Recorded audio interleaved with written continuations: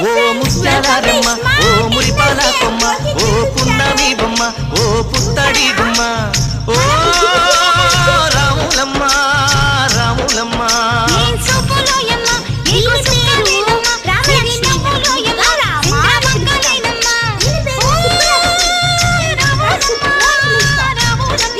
నువ్వు కడవ మీద కడవ పెట్టి కదిలితేనమ్మా